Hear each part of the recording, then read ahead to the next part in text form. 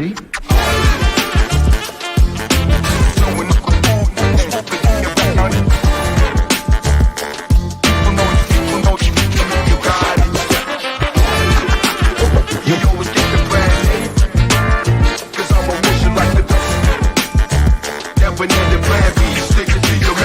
Are you ready?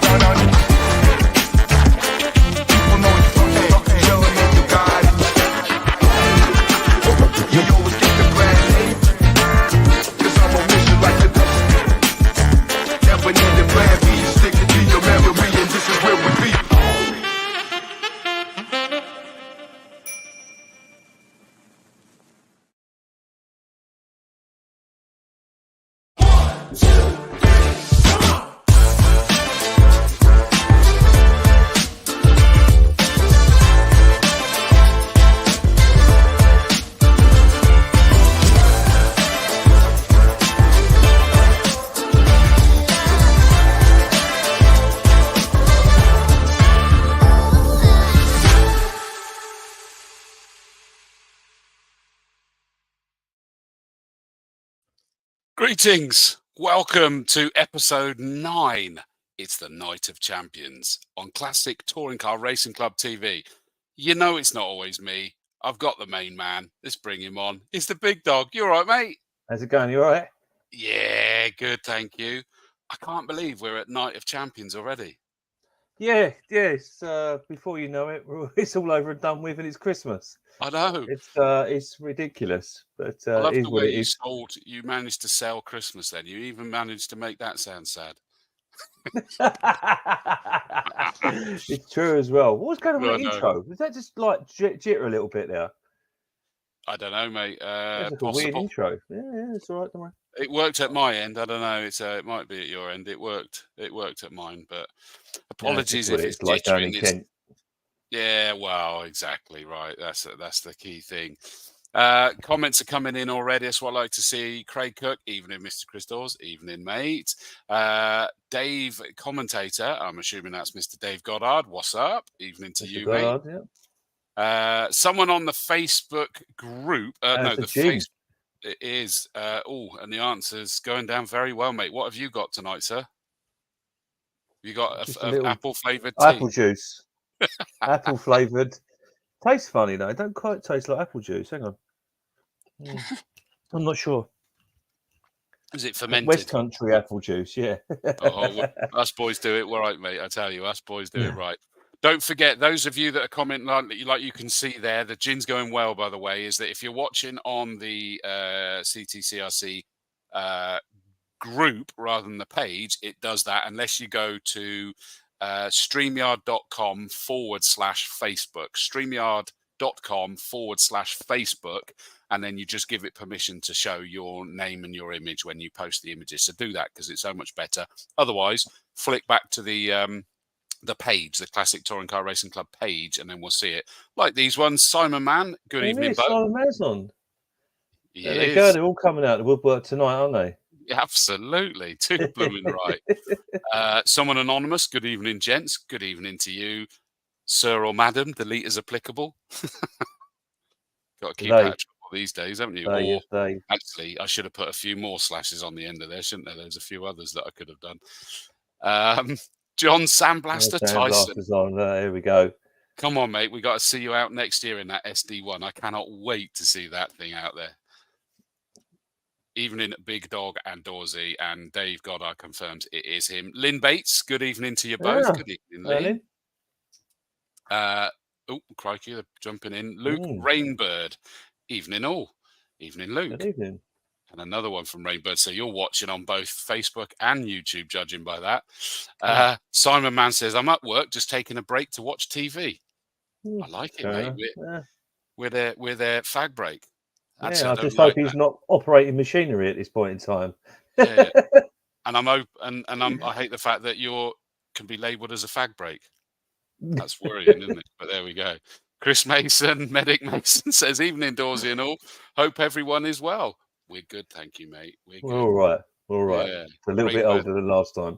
Yeah, thank goodness. Let's be honest, thank goodness. That was me being somber that time, wasn't it? Rainbird, I'm everywhere. Barry Syme, good evening, Barry. Ah, evening, Good Barry. evening, gents. Look forward to seeing you guys at the awards, I'm assuming, at least. See you guys there. We decided, your idea, to be fair, Big Dog, was that we're going to get some champions on. We've had a mixed bag, haven't we? And I don't mean the characters down below us there. I mean, it was a mixed bag of answers. yeah. Steve Primmett that says he hasn't even got a computer. And I think he's still got a Nokia phone with Snake on it, or Tetris, as you said. But he can't come on, but he's a very happy champion. A few others that are away or whatever it might be. Like I think we got someone over in the Abu Dhabi Grand Prix and all sorts. Yeah. Guy Conyers over in Abu Dhabi.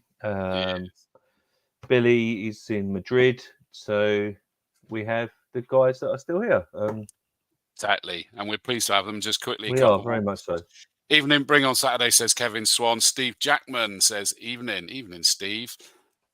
Glad to see you as well. Ricky. Evening all, says Ricky Can. Ricky, your car's getting wrecked tonight as well, I can assure you, because I managed to drag in at the 11th hour. Mr. Wilson is here as well. You want to bring them all on at the same time, don't you, mate? I think it's more fun that way. I know I don't do sensible. I've always preferred chaos, so please just bring them all on. Yeah, what could go wrong? Right, let's announce them one at a time in no particular order. We've got known as Bacon, but it's James Dunkley. Evening, mate. We're all about advertising. We're all about advertising. And I'm just going across the line here, so it's in no particular order. Samuel Wilson, hello, mate. Hello. Good evening. Just back from a breakaway and still keeping him up late. Stuart Waite, hello, mate. Evening, all. Evening. From a Premier Inn with his car in the background. I'm impressed with that. That's good. That is good, yeah. That's very good. And last but by no means least is Nick Braun-Vaughan. Hello, folks. Good evening. Good evening, all. So, right, where do we start? No particular order, but we brought him on first of all. Bacon. I'm going to ask then, and I feel that I should know this. First of all, why does it say Bacon instead of James Dunkley? So those that don't know. Where's he got? It's just been my nickname ever since I started racing, really. It used to be Bacon Boy, and it got shortened to Bacon a few years ago, and that's what I do for a living. So that's the name I like to go by. What do you mean is what you do for a living? So we, as a job, we own a factory that makes bacon, really, in the Cotswolds. So that's what we do, slice up. We're very busy this time of year. Obviously, it's kicking off big time for Christmas. Everyone's bacon sandwiches and streaky wrap around their turkey. So I'm flat out on bacon at the moment. I like the sound of that. That means if it's in the Cotswolds, how far are you away from Swindon? We do loads in Swindon. We do Blues Cafe. So that Havelock Street, that's one of our customers. Fair dues. I love the fact that Dave Goddard's put bacon and prawns. We got bacon and prawns out there. I like the sound of that. Steve Jackman says it's a shame he's not there, but on Saturday. But enjoy, and our very own Adam as well. Evening, lads and champs. So that's a key thing. So James, since I've got you on the big screen at the moment, apologies, we got slight lags on the timings, but I hope that you can hear me okay, James. Speak to me about your year. I mean, you sit here as champion, that wonderful red Fiesta. It brings you to the Blue Oval Saloon Series 2023 champion.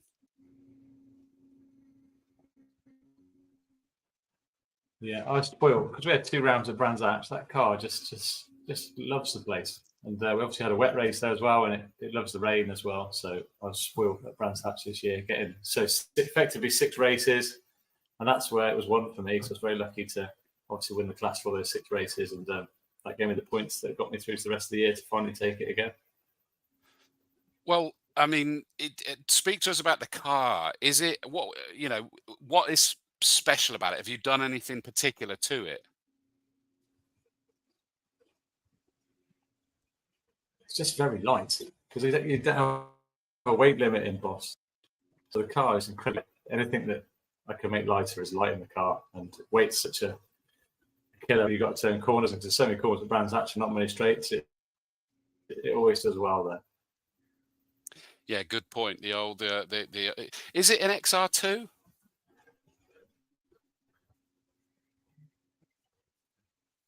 It is an XR2, yeah. And it was a CV8 when I bought it, and I put a stock, nobody believes me, but a stock Zetec engine in it, and that's what it is on throttle bodies, and made very light.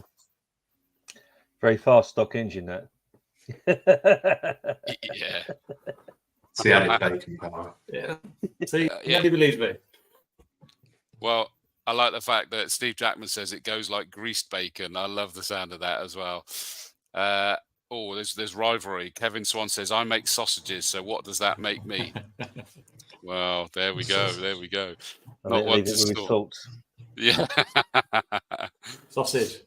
Yeah. Exactly right. Let's switch over now to Sam. Ricky Caie is watching himself, and what an incredible car to be driving and to wrestle yourself to the champion.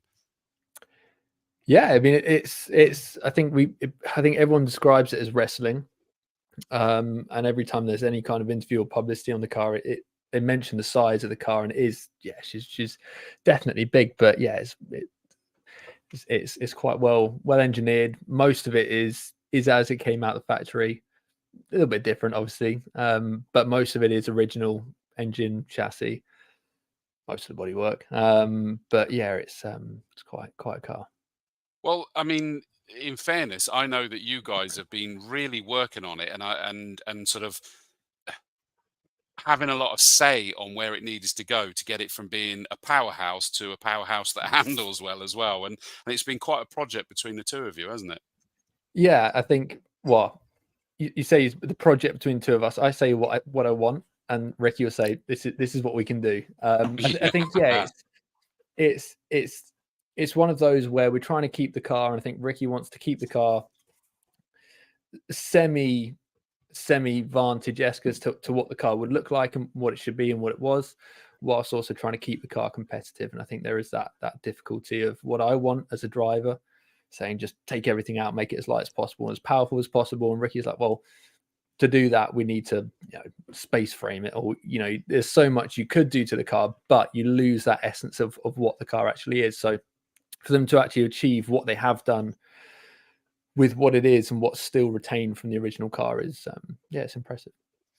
Is it? How difficult was it to now? Is it still to handle? Because I mean, it looks like a big, heavy car. It's very, So the more grip that we managed to get into the car, and the more, I mean, power. Actually, we've probably got the similar amount of power as we did to last year and when I first got in the car.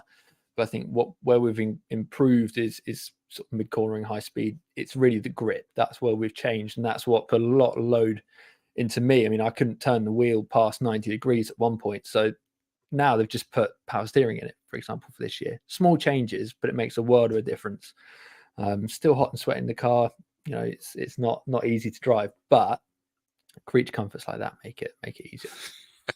A creature comfort that the steering wheel goes further. I like. Yeah, it's more me. I'm more the problem. Yeah, you're a bit precious. Is that what it is? I am. Yeah, I've done my hair and yeah. Well, Ricky Caie himself says Rosie was like driving a wheelbarrow several seasons ago. Does that sum it up?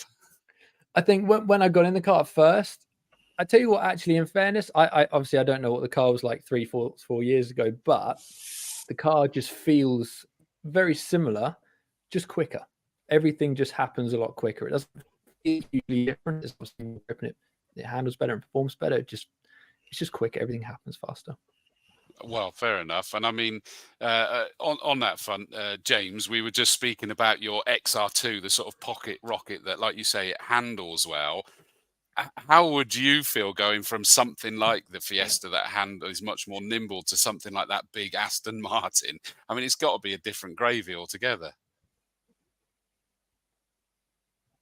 I'd happily drive it, obviously, because I love cars and I've driven stuff like that. But I do like stuff that's small and light.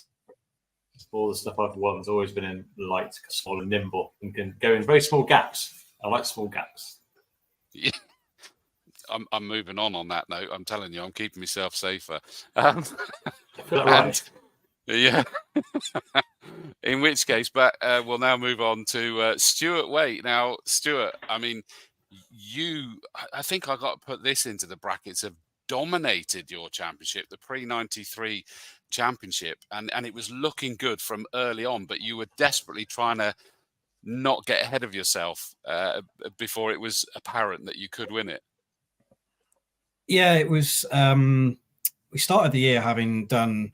I did quite a lot to the car over the winter in areas that I felt would benefit the car the most.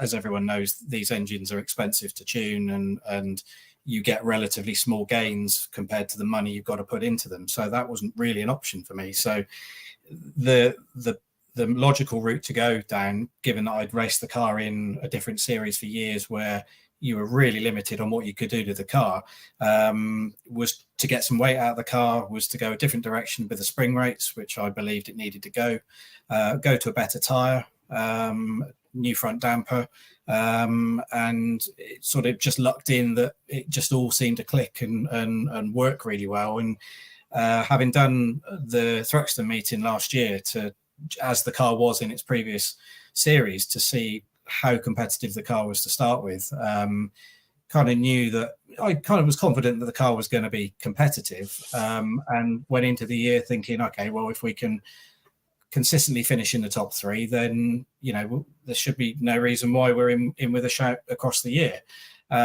So to go in and see the quite dramatic drop in lap time. We found 3 seconds around Silverstone GP, 2 seconds around Brands Indy, 3 seconds around Snetterton, compared to when I previously did full championships in that car, was a little bit of a shock. But the car has just become very, very usable, and you can just use it 100%. So yeah, it was a surprise for it to be as competitive as it was.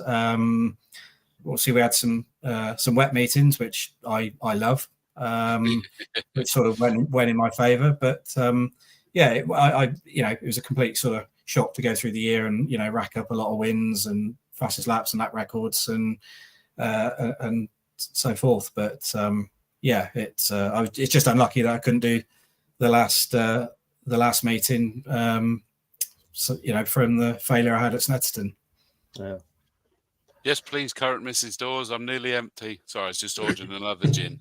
And it's true. She genuinely will come with one in a minute. Well, I mean, your photo behind you shows that it's in the rain. And by the way, Big Dog, sorry, I know you're there, mate, and I'm hogging all the questions. So jump in if you've got questions. No, it's fine. It's fine. You can talk for England, so I'll let you do it. Hey, I get paid for it, mate. That's what I do for a living, isn't it? Exactly. Very true. Incidentally, the comments coming in as well. We talked about the sausage. Kevin Swan says, I make sausages. So what does that mean? Dave Goddard's belter of a comment. He says he's a banger racer.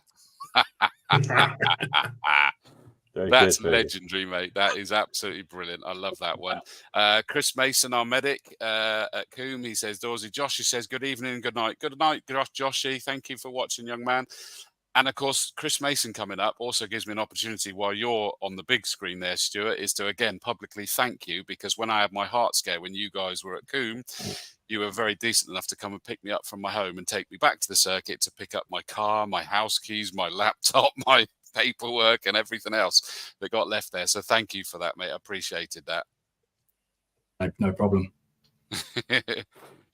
I had to wait for you to finish a meeting, but then you diverted and came back to me. You're an absolute scholar and a gentleman. So thank you for that. Right, because we will be getting more words with all of you, but now let's bring up Nick Vaughan. Hello, sir.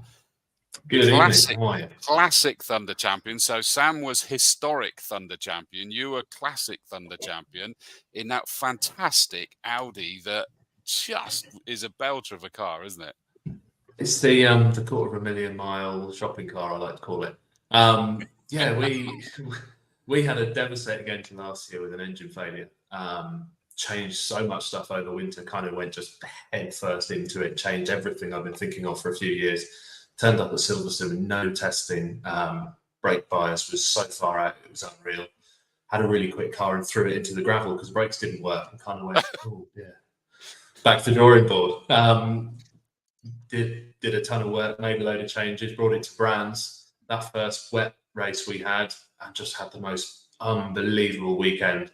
I think a lot of it was Sam, Malc Harding, and I, like, line astern around Brands in the pouring rain. I just thought, this is unbelievable. 3 cars so different in the pouring rain, flying around bumper to bumper. Yeah, loved it. And the car's just kind of gone from strength to strength there. Been ultra reliable all year as well. Yeah, and I mean, I guess that's the key thing. We were just talking about Sam in the big Aston Martin, the wonderful engineering masterpiece from Ricky Caie, and you in this sort of almost like the merger between that one and Dunkley's Fiesta, because it's a nimble Audi A3. I mean, it's a lovely nimble car as well. Yeah, it falls somewhere, I think, on a weight scale from Bacon to Sam. So we're pretty much dead in the middle there between the two of them. That race at Brands Hatch was incredible, though, wasn't it? That the race in the rain on the Sunday at Brands Hatch was just that was, for me, the race of the year. It was for me as well. You were on it. Abby was chasing everybody. Oh, You just watched the whole thing, and it was just, having raced many times in that bloody old Capri in the rain, and just thought, how are they doing that? You know, it was incredible to watch. It really was one of the best races of the year, I think. It was great. Steve Jackman got an amazing picture looking down from Surtees back towards Graham Hill, and I think you've got Sam and Malc Harding and I all literally nothing between them in a line. And if you couldn't have 3 more different things that close, and just complete trust as well with all the people we race with, it's just been fantastic this year. It's been unbelievable. I mean, I think, you know, just looking at you guys is that just the guest tonight sums up what I adore about Classic Touring Car Racing Club, is that, you know, you've got the 2 Thunder championship winning cars, the Audi A3 and the big Aston Martin. We got the wonderfully slick BMW that I love the paintwork on that this year, Stuart, as well. And the sort of like the boyhood car, the XR2 that I wish I'd had instead of going through A levels, but I didn't. I went for education instead. You know, it's just a wonderfully eclectic mix of cars, wonderfully presented, and brilliantly raced. I mean, it sums it all up, Nick, is that, and the engineering that goes into it. We heard about the work that Ricky Caie's been doing, and others as well. And Nick, you on your car is, I love the fact that you forgot about the safety. You just went for speed to start with. Oh, yeah, well, you know, it was build it. We put a new engine in it, new gearbox, new braking system, everything. Didn't test it at all. Took it out on track. Hadn't had time to wire up the brake bias kind of readout I've got. Didn't really know what it was doing, and just thought it doesn't stop very well. Had a sniff at the lead on the first race and got a little bit dizzy with it. Threw it into turn 1, hit the pedal. Round I went. There's a great clip of me just ending up in the gravel and the whole field going, what? I've got to put this up, though. Rainbird has said the A3 has had 76 turbos this season. I mean, that's not technically true. It's only had 5 this year. I've told him a million times to stop exaggerating. No, we've gone through an ongoing process of development. We've been really lucky to have some great guys helping us out behind the scenes with engines and kind of turbo stuff. And we just ended up at a place where the car has been ultra reliable. Every race it started this year where I haven't unfortunately thrown it off, it's finished perfectly. So reliability is such a key part of it. Well, Steve Jackman says, pay you later, Nick, for the mention for the photos, so he'll get that back. Jamie Peters Ennis says, what Nick does in that Audi is astonishing. You do forget that the car is completely road legal. Is that right? Yeah, it's MOT. It's done 250,000 miles, and I've had it for 18 years since I was 19. Oh my word! Yeah, I drove it to work the Friday before the last round just so I could take a picture of me sat in traffic in it. I love that, and I love the fact that John Sandblaster Tyson says Thunders this year, best season I've seen in years. Awesome racing and great mix of cars. Yeah, Big Dog. Where will his car go? That SD1. Will that go in Thunders, do you reckon? Yeah, be historic Thunder. It'll be out with Sam and the rest of the guys. You know, we're looking at the stuff that runs sort of pre-83 for the historic Thunder, and that will fit in there perfectly. I don't know why. I've always loved the SD ones, the Rover SD ones. They Great just do cars, not isn't it? look like they should be on a racetrack, do they? But they blooming do it well. And you know what? I have a soft spot for cars that don't look like they should be race cars that race. There's a lot. I think there's a chap out at that brands meeting in the Beetle in Thunder. Oh, They, yeah. you know, and that was like the coolest car to meet in for me. Just I love the eclectic mix of all different people. You know, funny enough, I was talking to Colin about this earlier. For me, this is the time of year that I kind of enjoy as chairman, where people are ringing up saying, like, I've got this car, can I race it? And it's like, what is it? Oh, it's this Fiat, blah, blah, blah. And they made 4 of them. And you try to look it up and find what this car is and then see if it's eligible and the rest of it. You know, I love the mix of cars that come to the club. And I think certainly 2024 already Thunder is looking to be huge, absolutely huge. I've not had so much interest in Thunder in years. And Dave Goddard says that a friend of his is currently building an SD1, a gigantic V8 in it, trying to convince him to do Thunder as well. So that could be another one in the Thunder. I mean, there's an interesting question. So this is going to come to each one of you in turn. If you, I mean, and I'm going to go with your angle, Mr. Caie, of something that just is totally different on the racetrack. So if you could have any car and take it into any of the championships, I know we're talking about Thunders at the moment, it could be any of them, what would that be? Stuart Caie, first of all, to you. I would buy the car I should have bought, which was Andy Wilson's old Ford Falcon, because that car is evil. Yes. It just looks evil, and that's the coolest Thunder saloon I've ever seen in my life. I like the sound of that one. Nick? I don't know. What would I... Sorry, I put on the spot first in the queue. Absolutely. A friend of mine's building a Volvo S40 to come and race in Thunder. Now, that was pretty dull until they took it to touring cars, so that's out the window. No, I don't know. Now the A3 is a pretty stupid race car. Yeah, no, I was wondering it as I asked you that, to be honest with you. Stuart, wait. Probably got to be a V8 supercar of some description. It's my favourite thing to watch and go and watch, and yeah, I just think they're fantastic. And you know, I'm in awe of Alex Sidwell, that's got numerous numbers of them and has got more coming over from Australia. So yeah, love to have a go in one of those. I like the sound of that. Sam? Same as Nick. I'm actually, you put me right on the spot. I don't know. I mean, it'd be cynical if I said a V8 Vantage from the late 70s. But I don't know. I think you'd have to stick with big power for me. So it'd probably be like an old Japanese, like an old Skyline, which we've seen a few of them come and go, but we haven't seen any really stick around, well, for the last sort of year and a bit, 2 years. But I think, yeah, like a proper like 32 or 33, that'd be different, I think. I believe there is a very fast blue one that's been fixed that's coming back for 24. It is. It's been thick for a while. What are you doing, Jim?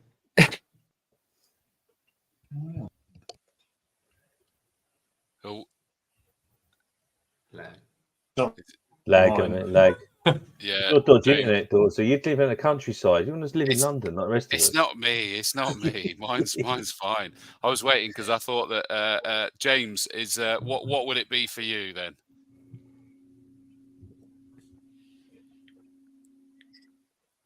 For me? Yeah. Have you got me? Yeah. You're like the US robotics modem. What's going on? Okay, I reckon. Right, you ready? Go on. Yeah. Okay. Let's go for a Ford Granada Estate. Oh, very nice, very nice. Oh, That's like a good it. point, actually. They used to race the Granada Coupes, didn't they, in South Africa, as Group 1 cars, and they were cool cars as 3 litres. I don't think they were actually that good, but they look good. See, I would love to see Granada Estate. Yeah. I like the sound of that, and that's along the lines of what I was thinking of a Lotus Carlton or Carlton Lotus, whichever way around I'm supposed to say it. I'd love to see one of those out. Well, they raced. They raced it as the Amiga, didn't they? In DTM. Yeah. They raced it with the Jägermeister car. Oh, okay. Jägermeister car. Other scary drinks are available. Other drinks are available. Sorry. Yeah. Rachel Davison says, "Gotta be Abby Eaton's Holden," and I agree. Yeah, That car's was cool. a wicked car, isn't it? I'm intrigued by this one. Simon Mann says, "I'd have to try out a DeLorean as a race car. All looks and no go, just like the Cadbury car." That's the Irish sports car. Yeah, there's fighting words. Them ones, crikey. Jamie Peters Ennis says, "I'd have the Volvo S60 V8 supercar because of the noise it made, which was like no other V8 supercar." There we go. And Dave Goddard, I knew he'd know this. DTM one was the there you go. Amiga Evo 500. It still looks good. Ask and I will be told. Dave Goddard's always got our font of knowledge, that's for sure. Yeah, it will be this Saturday. David is joining us on Saturday night, actually. Oh yeah, he did say that he was. Yes. Yeah, good to I see remember him. that he'll be there. Yeah, indeed. Stuart, I think you've already said that the race that stuck out in your mind the most this year was, and I'm assuming that it was the one that stuck out the most, that wet Thunders at Brands Hatch. Is that the race that stood out the most for you this year? Stuart Which Caie. Stuart? There's two Stuarts. Stuart Caie. Sorry, big dog. Come on, man. Come on. Get with the Sorry, game. mate. It's for me. I sat and watched that on a Sunday morning. I often sort of try and make a time to watch races over the weekend when we're sort of at wherever racetrack, and I'm not caught up in any issues or anything. And it was just cool. It just looked so good, and it was a 34 car grid on the Indy, which always frightens me anyway, because I feel that it's too many cars too fast. But it is what it is. And it just was a cool race. It just everybody behaved, everybody raced cleanly, and it was atrocious conditions, wasn't it? The headlights were on, there was standing water, it was, as worse. And I think I've said many times before, I find that the Indy at Brands to be the slipperiest when it rains is the worst circuit in the UK. It's so greasy out there, so greasy. Really? Yeah, by far. I mean, you got the top at Donington when it rains because you've got all the jet fuel and stuff, but that's not true. That's a myth, apparently. Oh, it's not. I can chip in on this one. I can confirm it's not a myth. I've done track days. We take the banners in. It's covered in a sheen Really? of like this. Yeah, genuinely. I'm gonna defend all the drivers. It's not a myth. We're not making it up. Genuinely, we found like this sheen of this like grease that we took off the banners. It's horrible. The reason they raise this point though is that, can you imagine if that fuel really was being dropped from planes? It's just vapor. It's just vapor. That's all it is. That's all it is. But you still go through when you go up the hill at Donington and you do the right hander. I'm generally driving a Capri through the passenger window on a good day. So that's how they're supposed to be driven, isn't it? Though. Yeah, so they tell me. But I think for me that was by far the race of the year. There was some great racing. Coombe was great racing. I think the races on the Saturday of the Super Tour of Power when there was about 500 cars on the grid, with Boss 93 and 03, which I felt it was almost too many cars out there. I mean, I think Kev Willis got caught up, didn't he, on the start? There was a few bits and bobs.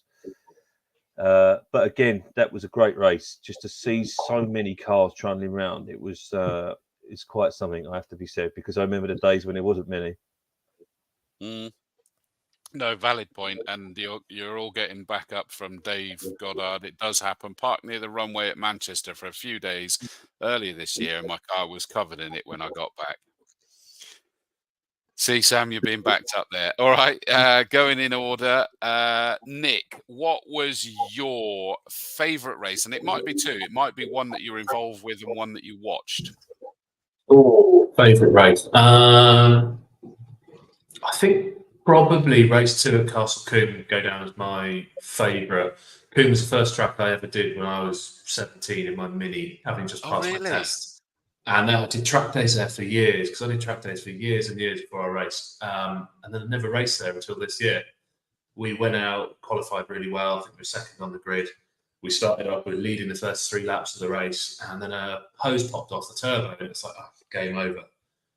Limped round, finished stone dead last, 3 laps down, and come back in twice, started dead last on the Sunday, thinking, oh, this is going to be. I think Sam and Jason West were off having an epic tussle at the very front. I came through from last, and it was like the first time I'd come from the back, came through the whole field and finished 3rd in it. And it was just, it almost felt like a win at the time. And got to the end, and these guys were like, oh, hello. Kind of didn't expect. They were talking about their own race. I'm kind of there going, that was good. That. Yeah, to do it, it felt like a home track. It was really cool. So yeah, probably Combe race 2, favourite race. Did you get Brand's to wet race is close second. Did you get to watch any at all? I watched a lot of the Super Tourers at Super Touring Power. That was unbelievable. Yeah. And then I think there was a wet race on the Sunday, and we went over to watch, and we went over, and AJ was over there watching, and Craig was out, and we stood there watching him go around. And the tannoy came over, and it was Craig Owen fastest lap, and AJ kind of looked at each other and went, bloody hell, fair play. And he had it lap after lap for quite a bit of the race, I think. Bacon was off in front, just disappearing in the wet.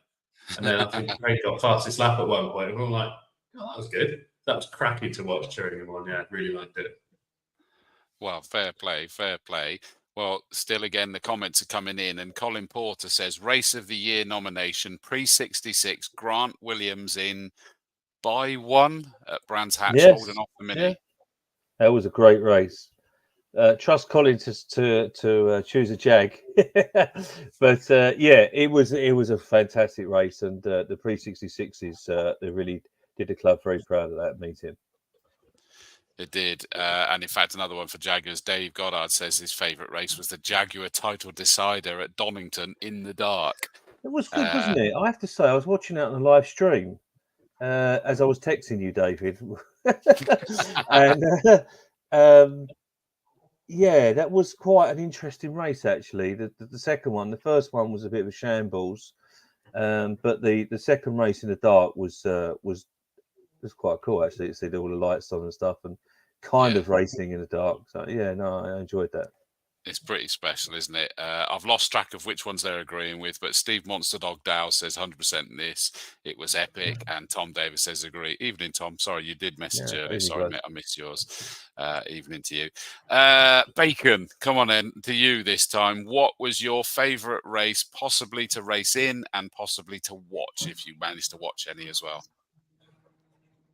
I think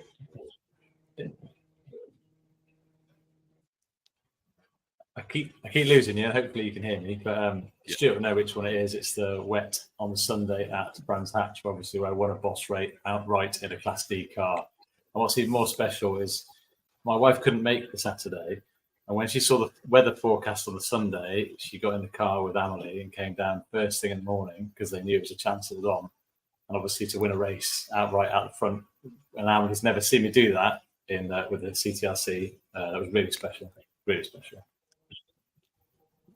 I love that. Did you manage to watch any this year? Yeah, I've watched all the 83 races. Pre-80, I think they have some amazing races, all the way up and down the grid. So much so, I did win a car, hopefully, that will fit that grid on eBay, watching the 83 race at Croft. Now, if that's some sort of sign, I don't know what it is. You seemed chuffed at the time. And as you know, a Fiesta has won the pre-83 in the past at Brands. Yeah. So I look forward to racing. It's here. Open that door. I'll turn the light on. It's through that next door. Very nice. Very nice. Look at that. That's living. I've got to drive God knows how far to find my cars. Sure. Oh, Look there at it that, is. see? Sneak peek. Yeah. I like the sound of that one. That's the trophy. There's a trophy Who's card. that? Yeah, that beats the trophies in the background, doesn't it? Well, I love the fact that we got this comment as well, is that WRH Motorsport said, I wish we could do a full night race. Best race of the year for me was either Croft Race 2 or Donington Race 2. So definitely liked the nighttime ones. Oh, yeah. Thumbs up from Bacon. He loved that one as well. What, I mean, speaking about those ones, Croft, then, well, James, what was it like racing in the dark then?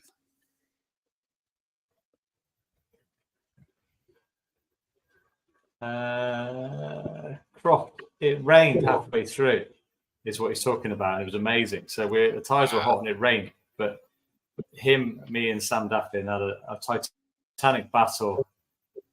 Will took me over the line. It was amazing. Just a great 3 very different Fiesta for the whole race. Fair shout indeed.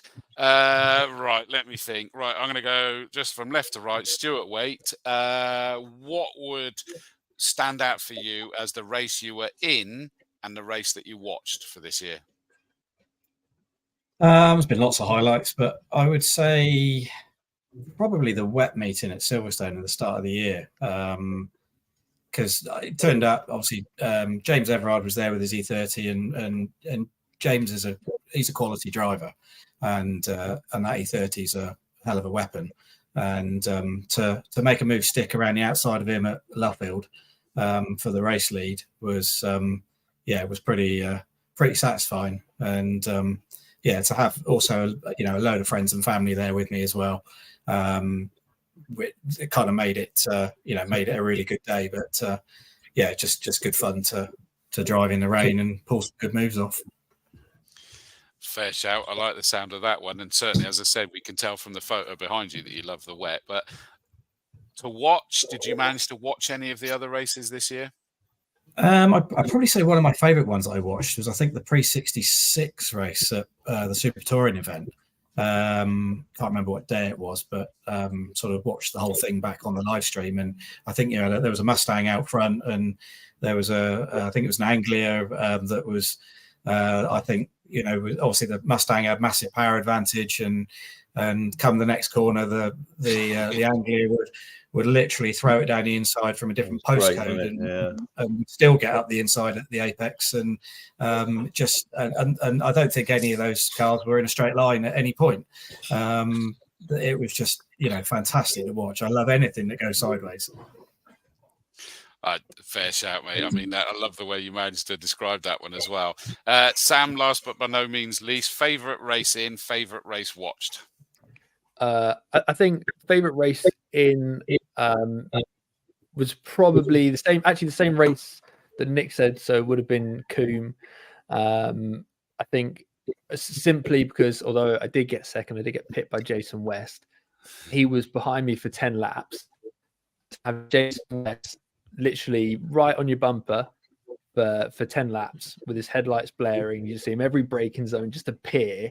Nick will know it's horrible and it's terrifying. So to do that for 10 laps, and he did manage to get me literally on the penultimate lap before the oil went down. So it was close racing, it was good, but to keep that car, which is annoyingly fast, behind for that period of time, that I think was my highlight over the year in terms of race.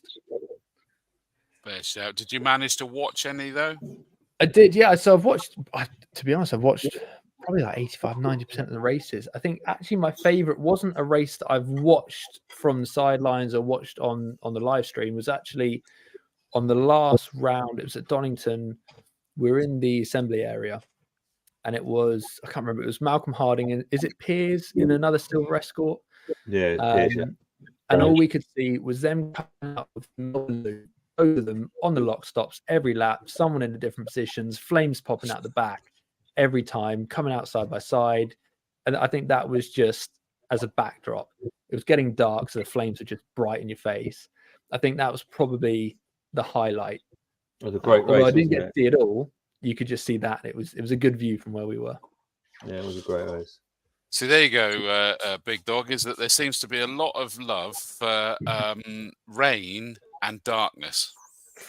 That could be arranged. Well, exactly. I mean, We do Bernie race in Eccleston England. was going to put sprinklers out, wasn't he, in F1 one year? Indeed, yeah. We'll hang out the last race of the season at Absolutely. Thruxton, and we'll do that in the dark. I mean, it would be interesting to see whether there is ever that scope to do something that goes into the dark, isn't it? Because we do some races. We tried to do something with Barker last year, and to be honest, it's a bit of a disaster because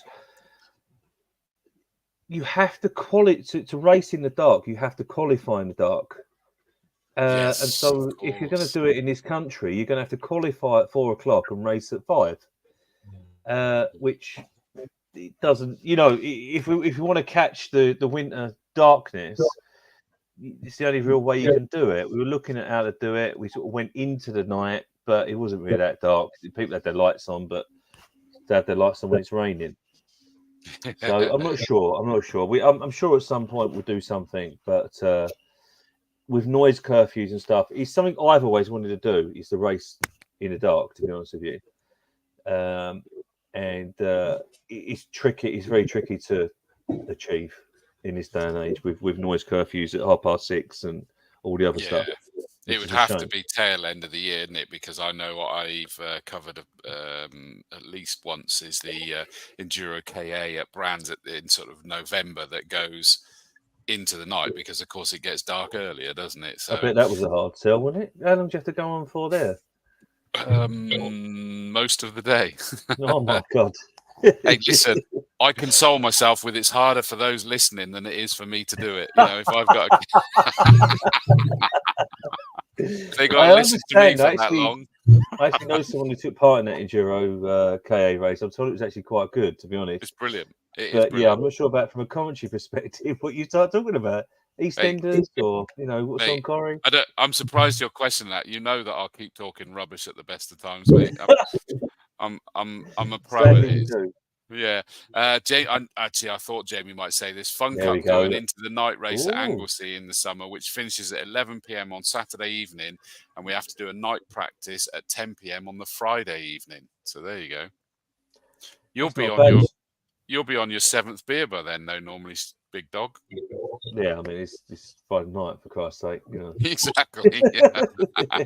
No, but you know, I don't know why. I just always got this thing about trying to race in the dark. And I thought last year we'd achieve it, and it just kind of didn't happen. Bark kind of cut back on the top. We was promised we'd race later, and they ended up cutting the time, and it was a bit of a mess. I think it just annoyed me, to be honest. Stuart, wait, I know you've been over to Hockenheim, haven't you? And you've raced over there. Have you done anything in the night? I raced in VLN at Nürburgring a couple of times, but that was sorry, Nürburgring. Sorry, yeah. That was in the daylight. But the most fun racing I've done at night is the 24-hour 2CV race around Snetterton. And you cannot have any more fun than 45 horsepower and 4 gears and the most unbelievable slipstreaming that you can ever imagine. It's odd to watch, isn't it? How they all just sit. I think they're more aerodynamic in reverse, but they punch such a hole in the air that we were racing on the 24 hours done on the 200 layout at Snetterton, where you don't do the infield bit. You go into the first corner around the hairpin and you turn left immediately down the back straight. And I was coming out of that corner onto the straight probably, 3-4 car lengths behind the car in front.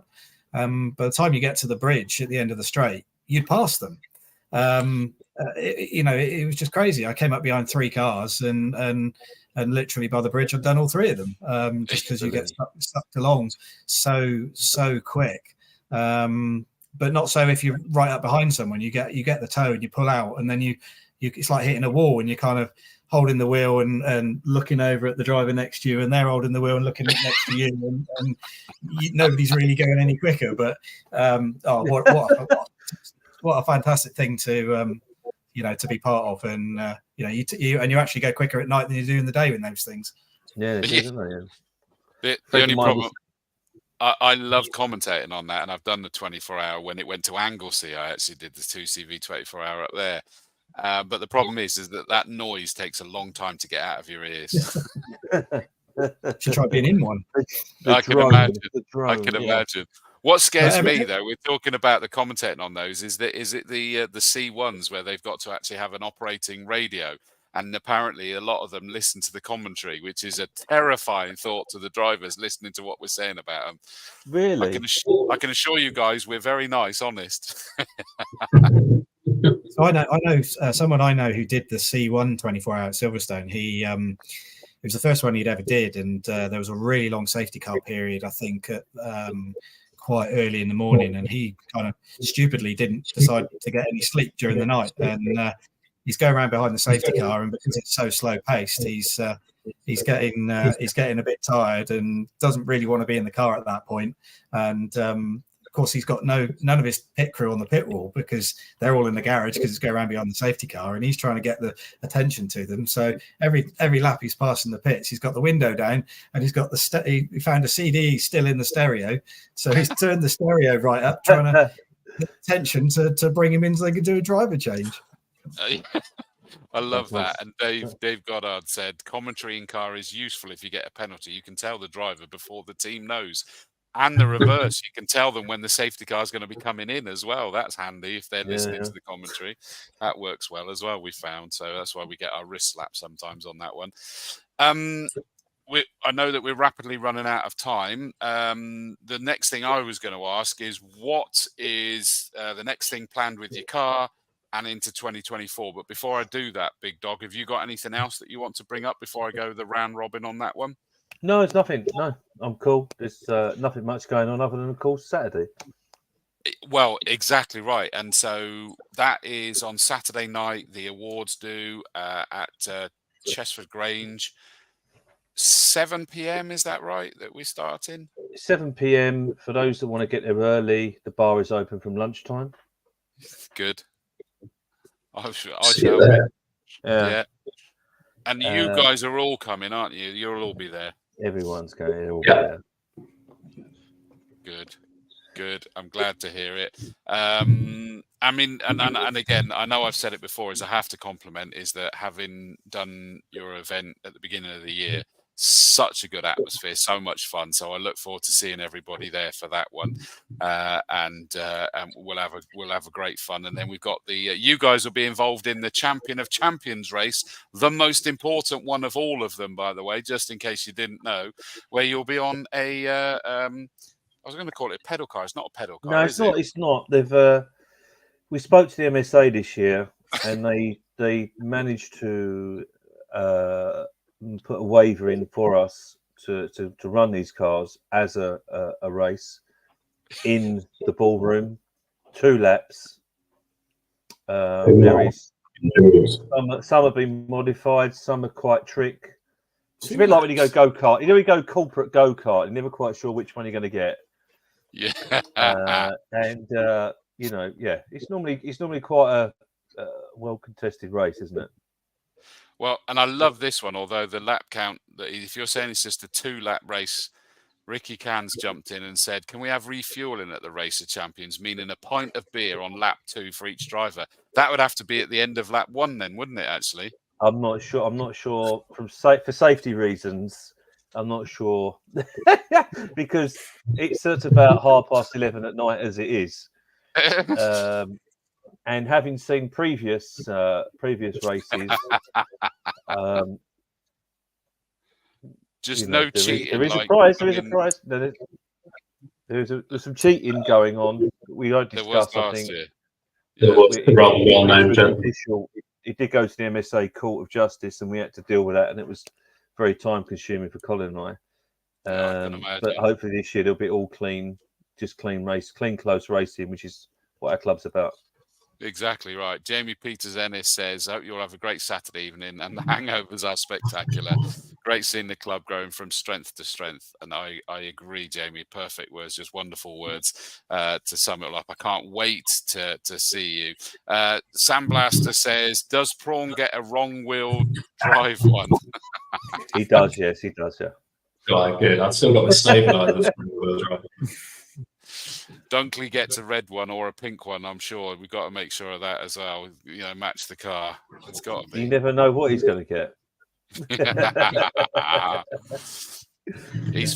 He's fine. He'll be going for the win. It's not a problem. It handles well. That's the main thing. But if he's got his have you got your fancy jacket for this Saturday, James? Should I put the fancy one on this year? Oh, I put the fancy The jacket. really It's the only fancy way to one? go, isn't it? Yeah. Yeah. It'll be good. Yeah. I might bring the fancy one back out. Good man. Good man. Okay.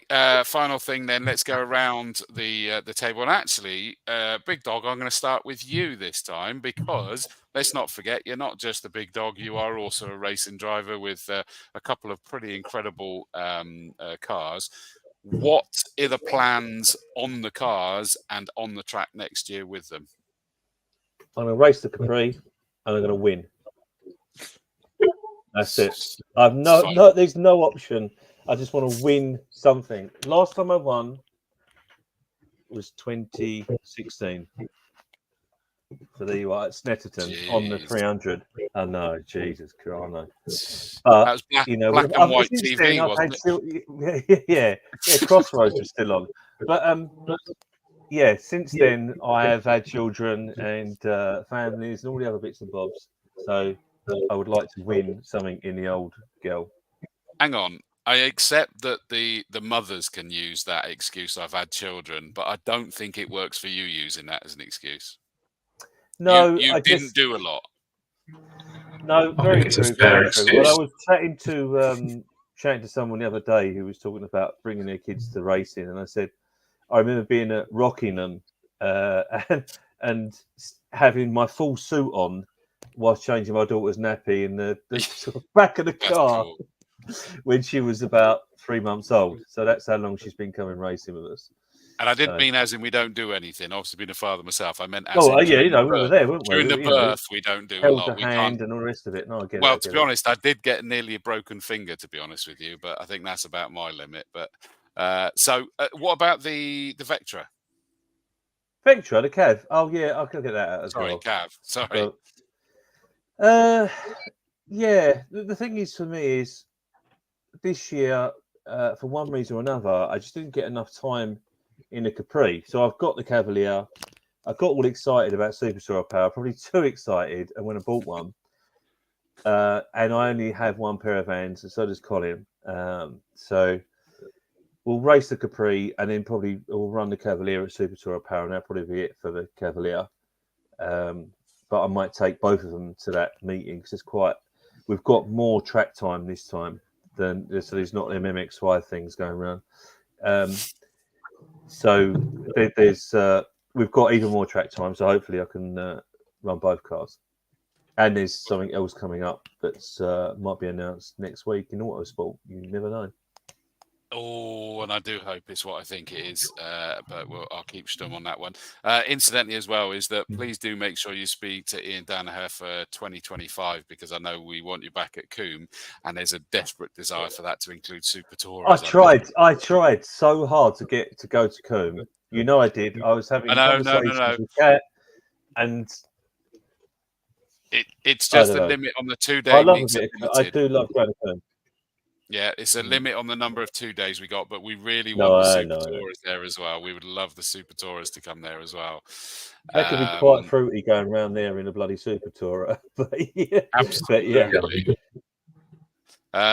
Stephen Monster Dog Dawes says Cav's got to come out to Super Touring Power, so there you go. That's good that he's happy with that one. Okay, Stuart Caie, what's the plan for the car and what's the plan for 2024? Well, the plan for the car initially is to get it working again. So I've got a spare engine that I acquired the end of the not just before the end of the year whether, because I didn't know whether my engine was completely dead or not, but I think we might be able to salvage the old engine. So yeah, we're building an engine back up over the winter, but we'll get the other one in the meantime. But I'm hoping to do some. I don't know if I probably won't be doing a full year. We're house hunting at the moment, so that's probably got to take priority. So yeah, it all kind of hinges on that really. But yeah, there's some meetings on the calendar I'd be quite keen to do. So yeah, I'll certainly try and get out to what I can. Nicely done, Stuart, because you knew this was going live. You had to say the political line there. I like it. Well done. I'm not one to slur her out. I'll see all things around, Stuart. Yeah.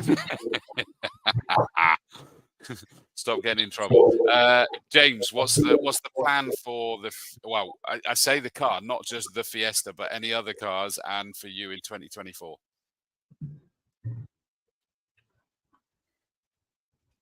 So I've retired the XR2. I've put that away. That's packed away, and I'm busy doing this mark. Oh, we've lost him. Not good, is it? I don't know what it's like in the Cotswolds at the moment. They must have weather issues. Have we got him? It was on a bombshell that he said that he's retired the XR2. He has retired the XR2, yeah. And a bloke called Mark. I don't know. we have lost him. He's completely We've frozen. lost him. He's gone. Yeah. That's it. Just put it away for a bit. Yeah. Nope. Oh, he's back. Is he back? Are you back, James? Back, James? I'm back. Oh, there we go. I'm back. There he is. We heard that you retired the XR2, and that was it. Oh, and I'm building a Mark 1 Fiesta for the pre-83s. Oh, okay. Still the Fiesta. I like that one. So is that a more standard Fiesta? Yeah. Yes. Yeah. So that'll be a cross flow, and it will look more standard than the Mark II, but hopefully it should go as fast. I like the sound of that one. I like the sound of that. So that's what we'll see Dunkley doing next year. I'm impressed with that one.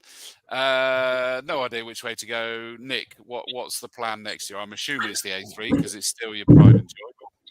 Yeah, it's always the A3 for me. It's more about the car and the journey with it than racing. I've gone down the preemptive route. I've taken a perfectly good car, ripped it into 1,000 bits, rather than assume it's going to last another year. The engine's gone back for a rebuild. The gearbox is getting a rebuild. Suspension's being rebuilt. Kind of take no chances. I think when you look around the grid next year, I think you're going to see more aero after Abby turned up at the last round with all sorts of bits of plywood and aluminium. It does seem to be a theme going on with the aero, doesn't there now? You know, Sam's out there with a bit of aero on the Aston. Sam and Ricky jumped the gun last year and covered They got ahead of the game with the aero, and everyone's catching up. Ahead of the game. Some of the cars, people are sending me pictures saying, you know, can I run this? Can I race this? And it's like, how big is that bloody spoiler? Like, it's like, you know, I'm from the Max Power generation, but Jesus Christ, what are you up to? It is mad. I went up to Sam, I think it was at Coombe, and I said, you know, when you question yourself, you're like going, I'm sure it wasn't like that before, but you question yourself. And I turned to you, Sam, didn't I? I went, I am right in thinking that that's new, aren't I? And you went, yeah. It was more aero. Always. I mean, Nick, does that mean, did you say that you're going to be running more aero on the Audi as well then? Yeah, that's the plan. Engine-wise, the engine's a masterpiece. I don't want to change a single thing about it. We'll just strip it down, check it's good, rebuild it as it was. Got a few more carbon fibre bits in the loft that I just haven't had time to fit this year, that have been sat there all year waiting. So a little bit more weight lost from the car. And then hopefully a few little random bits of plywood and stuff here and there, and see if we can get that wrong wheel drive shot in the loft. Yeah. Got a loft for the carbon fibre that's just not made it into the garage yet. You know, it's normal, isn't it? You've changed. See, none of that aero's going on your Capri, is it, Big Dog? You're keeping that No. legit. Just a single 48, and I've got a fiberglass bonnet. That's it. I love it. I love it. I love it. That's where it Sam, starts. yeah, absolutely, yeah. Sam, do you know what your plans are for next year? Yeah, so yeah, two parts. I think for the Aston, I think they've started stripping the car a little bit and seen some problems that we've had throughout the year we didn't really know about, which is a good sign, I think. Wow. So I think it's some remedying from this year and then a bit of some upgrading for next year, which I don't know about, so I can't even spill the beans. I don't even know. So yes, Rose will be back next year, and then for me, I think a couple of potential things with British Endurance or the like. So still to be confirmed as well. So yeah, I think we'll just definitely back with the Aston next year though. Love it. I love the Saturday. Is Ricky going to be there on Saturday? Oh yeah. Good. Yeah, Good. There's alcohol and there's yeah. All the guys will be there, and yeah, it'll be Glad good, to hear it. No, I'm glad to hear that. Thanks, Ricky. I look forward to seeing you. If you're still watching, Ricky, I look forward to seeing you on Saturday, mate. I think that really sums it all off, Big Dog, doesn't it? We've had the champions. We found out about their favourite races and what the plans are with the cars and the drivers. I think that kind of sums us up quite nicely. Yeah, it is. It wraps it all up. What was your favourite race? I think it was everything before 3 p.m. on Sunday at Castle Coombe. Yeah, I know. I get that. Well, I know not much happened after that, but it probably yes. did. But I was in an ambulance or a hospital, so I don't know. Oh God! I mean, it's just I get spoiled because, of course, I get the pleasure of being able to just call the races and get excited, and I just go ballistic when we've got amazing cars, amazing race action, and you guys as a club just ditch this up time and time again, and it is an absolute pleasure. I know that Stuart and I have been speaking. Hopefully, that I'll be able to commentate on a few more of your races next year. Yeah, look, I have put your name forward, as you know, to MSVR, etc., to be more engaged with us. And the fact that we kind of caused you to have a heart failure is a good thing, I guess. We're that good. We nearly killed Chris. That's the way. There's the slogan right there. It's advertising, isn't it? Everything. Nearly killed Dawes. That's it. And on that note, it's done. It's over. It is so good. Nearly killed Dawsey. I agree with that one. And Sam Blaster says, thank you, Big Dog and Dawsey. Another great show, and well done to all the 2023 champions. You all made it great to watch. I agree. I use the phrase that we've lost Bacon there. Is carrier pigeon, as someone said, has given up. Is that we as commentators call the action that happens on the circuit in front of us, and when the writing's as good as you guys dish up, it makes our life a whole lot easier. It really does. And Sam knows I've used that with Caterhams, for example, where there's a whole lot going on. For you guys, is that it's the cars, it's the entertainment. It's a bit of everything that I absolutely love. So please keep it going. All of you that are here, all of you that are watching, and all of you that might watch this back. Classic touring car racing is just an incredible place that I enjoy. Colin Porter says, "Bring on Saturday." I agree. From us here. Guys, thank you so much for coming on tonight. It's been an absolute pleasure to have you guys on here. I hope you've enjoyed just sort of like celebrating your wins and remembering a little bit about 2023. You're ready for a few beers and then bringing on 2024? Always. I was born ready. A few. All right. A lot of beers, Sam. You're right. Yes, it is going to be, isn't it? Yeah. Guys, thank you so much. Thank you for watching.